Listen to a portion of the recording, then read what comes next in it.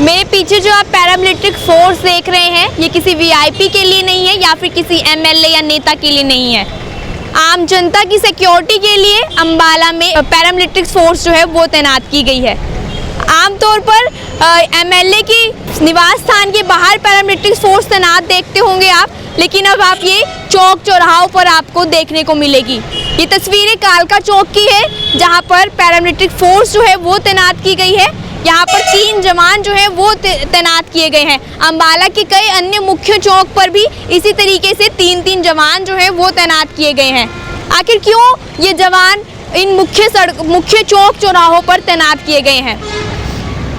आए दिन जो स्नैचिंग की घटनाएं हैं वो बढ़ रही हैं, जिसको लेकर अंबाला के एसपी जशनदीप रंधावा ने संज्ञान लिया है और अब सख्ती करते हुए सभी चौक चौराहों पर पुलिस के साथ साथ पैरामिलिट्री फोर्स जो है वो तैनात की गई है।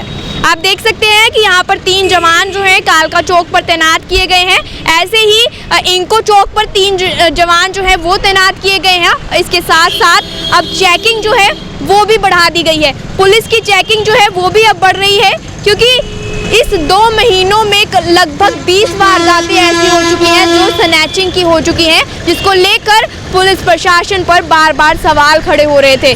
और अब पुलिस प्रशासन जो है वो संज्ञान में आया है कि किस तरीके से इस वारदातों को रोका जाए, किस तरीके से वारदातों को कम किया जाए, क्योंकि पुलिस प्रशासन पर बार बार सवाल खड़े हो रहे थे कि आखिर ये वारदातें हो रही हैं तो जो आरोपी हैं वो पकड़े क्यों नहीं जा रहे। क्योंकि जो आरोपी हैं जो स्नैचिंग करते हैं वो बाइक पर 2 पहिया वाहन पर आते थे, और ये जो स्नैचिंग की वारदातें हैं वो ज़्यादातर एटीएम बूथ के बाहर होती थी, जिसको लेकर बार बार सवाल खड़े हो रहे थे कि आखिर ये जो आरोपी हैं वो पकड़े क्यों नहीं जा रहे। तो उसी को लेकर अब पुलिस प्रशासन सख्त नज़र आ रहा है और अंबाला के एसपी जशनदीप रंधावा ने इसी को देखते हुए अंबाला के कई अन्य इलाकों पर इसी तरीके से पैरामिलिट्री फोर्स जो है वो तैनात की गई है।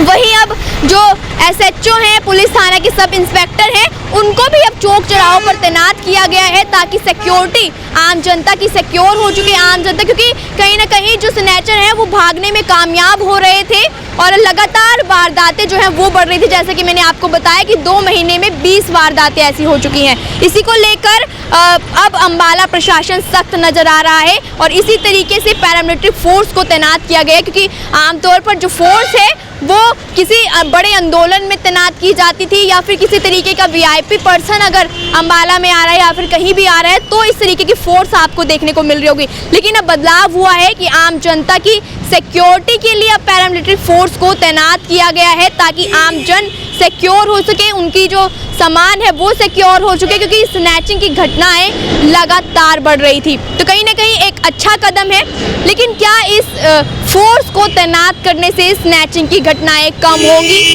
क्या लोग इससे सेफ होंगे? ये सवाल जो है वो प्रशासन पर खड़े होते हैं कि बाकी आने वाला समय बताएगा कि इसका फ़ायदा कितना होगा आम जनता को। देखते रहिए Ambala news updates. Camera person Rahul के साथ मैं दिव्या सिंह।